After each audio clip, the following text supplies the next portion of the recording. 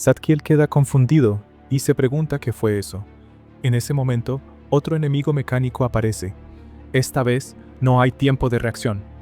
El alienígena agarra al ángel del rostro y lo estrella contra el suelo. Más enemigos se suman al ataque, aplastándolo bajo una ofensiva conjunta. Pero la verdad se revela. El ser destruido no era el verdadero ángel, sino una réplica. El ángel real observa desde otro punto, más precisamente desde Corea del Sur, incapaz de creer que los alienígenas hayan alcanzado un poder comparable al de los dioses celestiales. En ese momento, percibe una sombra tras una ventana cercana. Cree que puede tratarse de un sobreviviente. Corre hacia el edificio. Al entrar, es emboscado. Un alienígena se lanza contra él con garras afiladas, apuntando directamente a sus ojos. El ángel se agacha por instinto, logrando esquivar y adoptando una posición de combate. Una energía oscura comienza a filtrarse desde sus manos, volviéndose cada vez más densa. El enemigo intenta activar su arma, pero el ángel se adelanta. La energía negra se intensifica mientras golpea sin piedad. El alienígena no tiene oportunidad. Su cuerpo es destrozado. La explosión que sigue sacude el edificio. Por un segundo, el ángel cree haber ganado. Entonces lo siente, se gira y se encuentra rodeado. Decenas de alienígenas han llegado. La magnitud de la amenaza lo deja sin aliento. Se pregunta si había otros escondidos. En ese instante, la arma de energía dañada se desprendió del cuerpo del alienígena que acababa de destruir. El dispositivo se activó por sí solo y disparó sin previo aviso. El ángel reaccionó por puro instinto y logró esquivar el rayo por centímetros. El disparo atravesó la vivienda y se perdió en el cielo, dejando tras de sí un agujero humeante. Aún así, el borde del ataque alcanzó su rostro, provocándole una herida superficial. No tuvo tiempo de reaccionar. Más alienígenas comenzaron a disparar al mismo tiempo. Los ataques llegaban desde todos los ángulos, sin tregua. Pero Zadkiel se movía sin detenerse, esquivando por puro reflejo, concentrado únicamente en no caer. De pronto, cambió de dirección y desapareció de la vista de sus atacantes. Un segundo después, el ángel reapareció detrás de uno de ellos. Lo derribó de un golpe y arrancó su arma. Sin perder un instante, giró el cañón contra los demás. Los disparos impactaron de lleno y provocaron explosiones encadenadas. Uno tras otro, los enemigos fueron reducidos a restos humeantes. Cuando el silencio volvió, el ángel soltó el aire que había estado conteniendo. Comprendió que, de no haber heredado los recuerdos del clon destruido antes, habría muerto hacía rato. Arrojó el arma al suelo y permitió que la energía oscura que envolvía sus manos se disipara. Luego sacó de su bolsillo un objeto especial. Era el Ojo de Sephiroth, un artefacto capaz de rastrear almas sobrevivientes. Lo activó de inmediato. El objeto comenzó a escanear la ciudad entera. No pasó mucho tiempo antes de que detectara señales de vida. Sin dudarlo, el ángel corrió hacia ellas, decidido a llegar antes que los invasores. La escena cambia a un hospital. Los pasillos estaban cubiertos de cuerpos. Médicos y enfermeras yacían sin vida en condiciones horribles. Sin embargo, en una de las camas, una paciente seguía respirando, débil pero estable. Al despertar, se incorporó lentamente y se quitó la máscara de oxígeno. Al ver el entorno, el horror la paralizó. No entendía cómo todo podía haberse convertido en una masacre mientras ella dormía. Entró en pánico, se arrancó la vía del suero e intentó huir. Su cuerpo, demasiado débil, no respondió. Cayó al suelo, pero, mordiéndose el dolor, logró ponerse de pie y salir de la habitación. Afuera, la escena era aún peor, cadáveres por todos lados. La chica se preguntaba qué estaba pasando, y por qué todos están sin vida. Andaba por los pasillos pidiendo ayuda, pero luego se dio cuenta que no había nadie ahí. Avanzó tambaleándose, y vio una salida, comentando para sí mismo que tiene que salir de ahí. Caminó hasta la puerta, pero volvió a caer. En ese momento, una figura atravesó la pared. Un alienígena había llegado. Detectó de inmediato a la humana viva y solicitó autorización para eliminarla. Ella intentó huir, pero sus piernas no respondían. Sin embargo, una botella de cerveza impactó contra su cabeza. El alienígena se giró. Un hombre avanzó, señalando el enorme agujero en su ropa y acusándolo de ser el responsable. Dijo que contaría hasta 3. Mientras comenzaba a contar, el alienígena analizó su alma y se detuvo. No era un alma común, era una de alta densidad, mucho más prioritaria que la paciente herida. Antes de que el conteo llegara a 3, el alienígena adoptó postura de combate. El hombre avanzó sin miedo. Solo la presión de su movimiento hizo que el suelo se resquebrajara. Cuando llegó al último número, saltó. El alienígena lanzó un corte de energía, pero ya no estaba frente a él. Apareció detrás. Apoyó su mano sobre su cabeza y, desde el interior del cráneo del alienígena, estalló una cadena que lo destrozó desde adentro. Todo terminó en un instante. El hombre soltó los restos y comentó que atacar, en lugar de responder, siempre traía consecuencias. Antes de continuar, la paciente, apoyada contra la pared rota, lo llamó entre sollozos, pidiéndole ayuda. Dio unos pasos y volvió a desmayarse. El hombre la miró, sorprendido, preguntándose quién es ella. La mujer, en el piso, pidió para que repitiera lo que había dicho. Él aclaró que no había venido a salvarla, que solo tenía cuentas pendientes con cierto bastardo. Dicho eso, se dio la vuelta para marcharse. Entonces la chica le gritó, llamando su atención y preguntando quién le pidió que la salvara. Él se detuvo, molesto, preguntándole por qué gritaba tanto. Ella entonces le pidió su teléfono. Necesitaba llamar a alguien urgente. En lugar de darle un móvil, el hombre la tomó de la mano y pidió para que lo seguirá, al mismo tiempo que la mujer pedía para soltarla. Pero su salvador la arrastró hasta una tienda cercana. Ella preguntó por qué están ahí, y el hombre responde que él no tiene teléfono, pero allá adentro sí hay, y que puede usarlo. Además, pide para que ella le trajera alcohol como pago por ayudarla. La mujer lo llamó demente, y el hombre agradece. Ya adentro, ella llama desesperadamente a la Madre Superior, esperando que contestara. Afuera, el hombre observó los cuerpos. Todos tenían el mismo tipo de herida en el pecho. Confirmó que eran obra de los mismos alienígenas. No entendía por qué lo hacían. Entonces, una voz comentó que no era asunto suyo, revelando que quien dijo era un ángel del dominio, que atacó sin aviso. El hombre bloqueó el golpe y preguntó si también trabajaba con ellos. El ángel, atónito, no entendía cómo su ataque había sido detenido, afirmando que esa persona no es alguien normal. El hombre se burló, exigió saber quién era, y dejó ver una cadena envolviendo su mano. El ángel reconoció la cadena y quedó helado. La pelea continuó.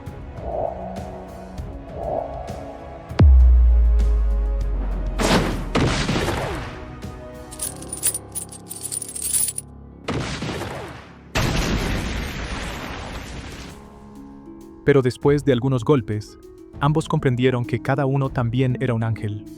Entonces, la mujer salió de la tienda y dijo que nadie había contestado. Luego se desmayó, murmurando que había comprado el alcohol. El hombre no se preocupó por ella, solo por la bebida. Más tarde, la chica despertó. Zadkiel pregunta si ella ya está consciente, pero ella se asustó. Cuestiona quién es él, y el chico comenta que no la hará daño. Explica que ella solo se había desvanecido y que ya había restaurado su energía. Ella mira su mano y reflexiona que sentía su cuerpo extrañamente liviana. Preguntó quién era en realidad. Zadkiel le dijo que, aunque se lo explicara, sería difícil de creer, pero que ella debería confiar. Por otro lado, Rafael observó que la invasión había despertado el miedo incluso entre ellos. Declaró que devolvería el descanso una vez más. Liberando su poder al mismo tiempo, un círculo artificial de energía se formó repentinamente, dejando atónitos a todos los presentes. Jun también quedó paralizado ante aquel fenómeno inesperado. Enseguida, Uriel dio órdenes inmediatas. Indicó a los demás ángeles que trasladaran al herido al río de la restauración, subrayando que debía recuperarse cuanto antes para volver al combate. Pero alguien lo llama Era Safiel, que estaba cargando a Samiel y explica que, al reflejar el ataque enemigo, había sufrido heridas graves, que sus extremidades se estaban consumiendo sin detenerse, y sin tratamiento inmediato, su estado se volvería crítico. Uriel no dudó, desplegó sus alas, y dio una orden: llevarlo al río de restauración de inmediato. En otro punto, Gabriel expresó su incredulidad. No podía aceptar que alguien hubiera sido capaz de atravesar las barreras del más allá. Michael respondió con frialdad, afirmando que el enemigo regresaría, y lo haría con fuerzas aún mayores. Ordenó reforzar las defensas y sugirió trasladar a las almas al Valle de la Salvación. Gabriel, curioso, preguntó entonces qué debían hacer con los capturados, y Michael decidió mantenerlos bajo custodia, ya que tal vez podrían extraer información valiosa sobre el enemigo. Tras aceptar la orden, Gabriel se retiró. Michael dejó escapar un suspiro. Decía a sí mismo que le resultaba difícil comprender cómo algo así había ocurrido en un lugar que durante tanto tiempo había sido completamente pacífico. Finalmente, declaró que había llegado el momento de despertar a Anafiel. Ya en Egipto, un alienígena pregunta sobre la ventaja de usar el polvo de estrellas, y otro alienígena responde que es por su grandeza, capacidad para recolectar almas de forma eficiente. Pero Lord Quarrel lo corrigió de inmediato. Según él, esa no era su verdadera ventaja, ya que el valor de usar polvo de estrellas era que les permitía disfrutar en silencio de la civilización del planeta. Señaló cómo los primitivos humanos habían sido capaces de crear estructuras tan bellas. Entonces, el otro alienígena informó entonces que habían rastreado la ruta del traslado dimensional de las almas, pero algo no encajaba. Quarrel preguntó cuál era el problema. La respuesta fue inquietante, ya que una de las flotas había ejecutado un salto dimensional sin autorización. De regreso al más allá, Rafael liberó una cantidad descomunal de poder. Un aura energética estalló desde su interior. Uriel la advirtió, diciéndole que estaba forzándose demasiado. Pero el ángel insistió en que estaba bien. Afirmó que, por Anosh, quien había sido sacrificado, las almas debían ser purificadas cuanto antes. Uriel entendió y declaró que compartiría su propia energía con él. El ángel agradeció, y observando el resultado, murmuró que era algo verdaderamente hermoso. Sin embargo, en ese momento, algo sucedió, ya que al alzar en la mirada, ven una nave saliendo de un portal. Dentro de la nave se encontraba Lord Quarrel. Este sonrió al contemplar el paisaje, comentando que jamás había sabido que un lugar así existía y que era realmente hermoso. Uriel se volvió hacia Rafael y le preguntó por qué el enemigo había regresado otra vez, señalando que las almas apenas habían comenzado a encontrar descanso. Ambos dirigieron entonces la mirada a Michael y le pidieron, con respeto, que continuara con lo que estaba haciendo, llamándolo Señor Michael. Entonces, él les ordenó apartarse y dejar el asunto en sus manos. Acto seguido, se colocó frente a la nave de Lord Agmol y la detuvo en seco, bloqueándole el paso. Declaró que en ese reino no existía ningún lugar donde él tuviera permiso para avanzar. El alienígena preguntó si Michael era el soberano de aquel dominio. Michael se presentó como su protector. Exigió saber el motivo de la incursión. Lord Agmol descendió lentamente hasta quedar de rodillas. Explicó que uno de sus subordinados había actuado por cuenta propia y afirmó que había venido a presentar una disculpa formal. Michael observó la escena por un instante y decidió que la conversación no debía continuar allí. Le ordenó seguirlo. Ambos se trasladaron al Santuario de la Luz. Allí, el ángel notó que Agmol había acudido sin armas y comentó que semejante decisión requería valor. El Lord respondió que confiaba en que existiera suficiente inteligencia como para dialogar sin recurrir a la violencia. Michael fue claro. Le informó que no recuperaría las naves ni a los soldados que habían invadido el reino. Agmol desestimó el asunto, diciendo que él podía hacer lo que quisiera con ese necio, y aclaró que su verdadera intención era hacer una propuesta. El ángel lo cuestionó eso, y el alienígena explicó que su especie sobrevivía transformando las almas de los seres vivos en energía, ya que la energía les permitía renacer en formas más poderosas, razón por la cual viajaban de mundo en mundo recolectando almas. Michael reflexionó en silencio sobre la palabra recolectar. El ser continuó. Aseguró que las almas humanas de la Tierra poseían una pureza y densidad excepcionales, algo que casi justificaba la invasión impulsiva, por lo cual exigió que las almas bajo custodia de Michael fueran entregadas, prometiendo a cambio que ese reino permanecería en paz, dejando la tensión suspendida en el aire. Ya en la Tierra, más precisamente en la superficie de Corea del Sur, la mujer hablaba con un ángel del dominio, completamente abrumada. Admitió que, con una invasión alienígena y la aparición de ángeles, ya no comprendía nada y sentía que la situación la superaba. El ángel la tranquilizó, explicándole que su confusión era natural y que era lógico que todo pareciera absurdo. Ria negó estar rechazando sus palabras. Confesó que, sin saber por qué, le creía. El ángel le agradeció su confianza. Entonces Ria comprendió que esa fe provenía de la energía que él había compartido con ella. Cerca de allí, el otro ángel bebía alcohol despreocupadamente y explicó que los humanos que recibían energía angelical no podían dudar de sus palabras. Entonces, la mujer se volvió hacia él y le preguntó qué era realmente, señalando que no parecía un humano común. Zadkiel iba a responder eso, pero el hombre dijo sin rodeos que él era un ángel llamado Azazel. Enseguida, él le pregunta su nombre. Ella se presentó como Kim Ria. Después de eso, él la tomó por los hombros y, llamándola, le pidió que trajera más alcohol para un ángel tan maravilloso como él. Ella quedó incrédula y luego estalló. Le gritó, acusándolo de tratarla como una repartidora de bebidas, y lo llamó un borracho sin remedio, y si caso él quiere beber, que consiga él mismo su botella. Entonces el ángel Zadkiel intervino, explicando que Azazel era un ángel caído.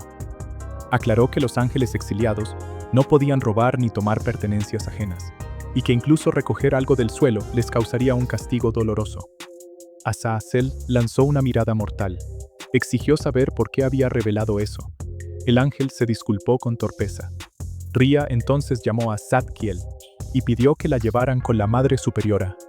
El ángel se negó, explicando que la superficie era demasiado peligrosa y que debía ponerse a salvo de inmediato. La mujer rompió en llanto. Dijo que solo quería comprobar si la Madre Superiora seguía viva. En ese momento, Azazel la tomó por la cintura y le preguntó dónde estaba. Ria respondió que estaba por Pakú, en Gyeonggi-do. Zadkiel reaccionó alarmado, preguntando qué estaba haciendo él.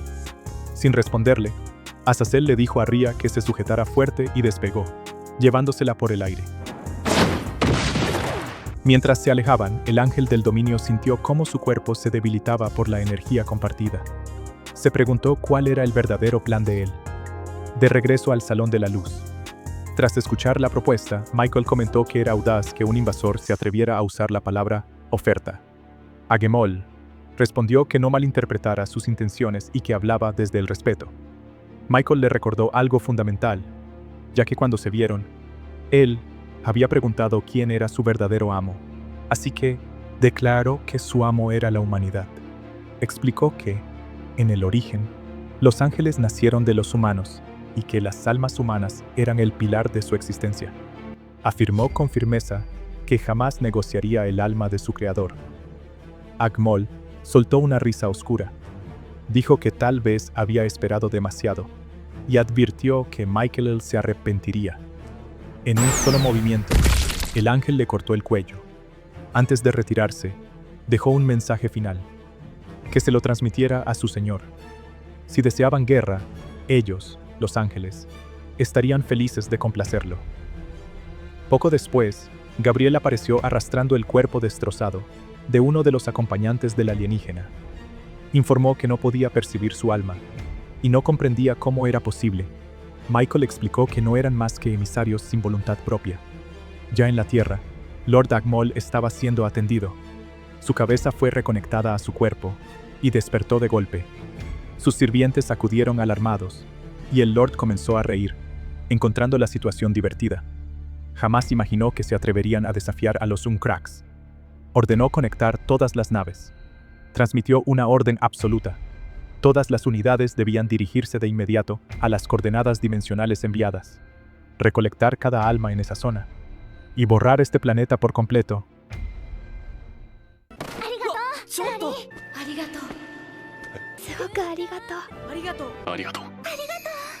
ありがとう。ありがとう。ありがとね。